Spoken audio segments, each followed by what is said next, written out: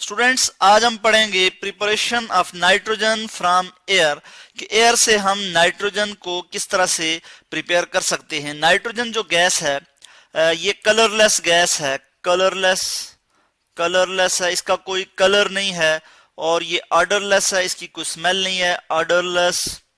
Odourless gas, ठीक है, odourless gas. इसको हम किस तरह से प्रिपेयर कर सकते हैं ये हम देखेंगे। एयर में 78% बाय वॉल्यूम नाइट्रोजन मौजूद होती है, 78% बाय वॉल्यूम। और इसके लिए हम देख लेते हैं, नीचे डायग्राम भी मौजूद है, इसको भी हम देखेंगे कि हम जो है नाइट्रोजन को एयर से इस तरह से हासिल कर सकते हैं कि अगर हम एयर को पास कर दें सोडियम हाइड्रोक्साइड सॉल्यूशन से। सोडियम हाइड्रोक्साइड सॉल्यूशन जो है इसको हम कास्टिक सोडा भी कहते हैं। जब हम इससे एयर को पास करेंगे तो क्या होगा कि कार्बन डाइऑक्साइड रिमूव होगी, और कार्बन डाइऑक्साइड रिमूव होगी एयर से, यानी एयर के कंस्टिट्यूएंट जो हैं, मजीद जो कंस्टिट्यूएंट हैं, उनको जब हम रिमूव कर लेंगे तो हमारे पास नाइट्रोजन आ जाएगी। इसके लिए मैं ये रिएक्शन यहाँ पे आपको दिखा देता हूँ कि सोडियम हाइड्रोक्साइड जो है ये जब रिएक्ट करेगी जी, सोडियम हाइड्रोक्साइड जब एयर के साथ रिएक्ट करेगी यानी कार्बन डाइऑक्साइड को जो है वो किस तरह से रिमूव करेगी। यहाँ पे मैं लिख लेता हूँ carbon dioxide, CO2, carbon dioxide. Sodium hydroxide, इसको हम कास्टिक सोडा भी कहते हैं। कास्टिक सोडा रिएक्ट करेगा कार्बन डाइऑक्साइड के साथ तो रिएक्शन हमारे पास क्या आ जाएगा, sodium carbonate Na2CO3, sorry NaCO3, ठीक है, Na2CO3 सोडियम कार्बोनेट, ठीक है, सोडियम कार्बोनेट।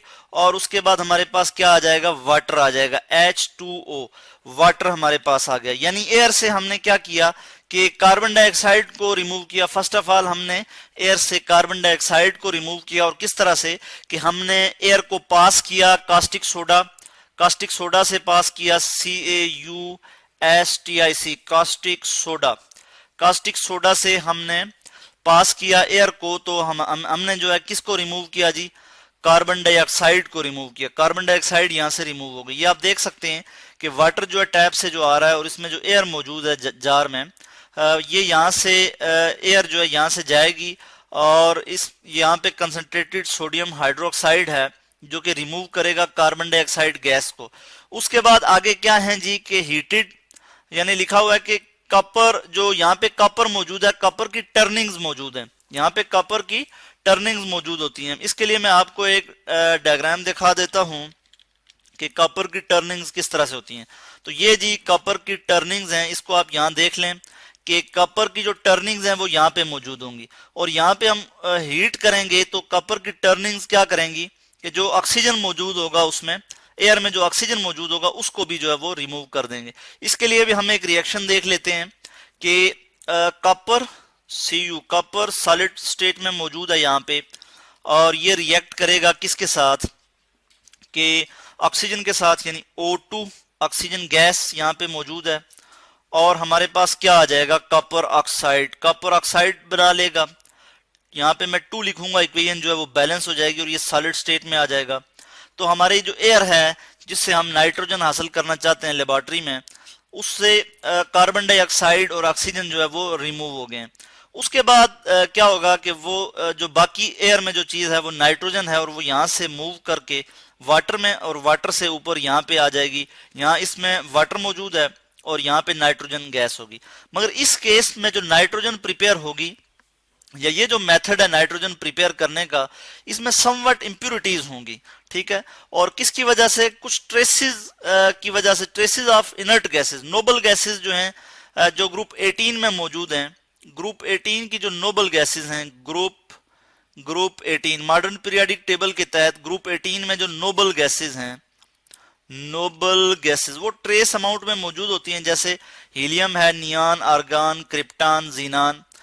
इसको मैं इस तरह से लिख सकता हूं कि यहाँ पे मैं लिख लेता हूं, हीलियम के लिए मैं He यूज करूंगा, नियान के लिए मैं Ne यूज करूंगा। तो ये क्या है, हीलियम, नियान, आर्गन, ठीक है, ये जो हैं ये नोबल गैसेस हैं और ये ग्रुप 18 में मौजूद होती हैं। इसके कुछ ट्रेसेस भी मौजूद होंगे जो कि इसके साथ होंगे।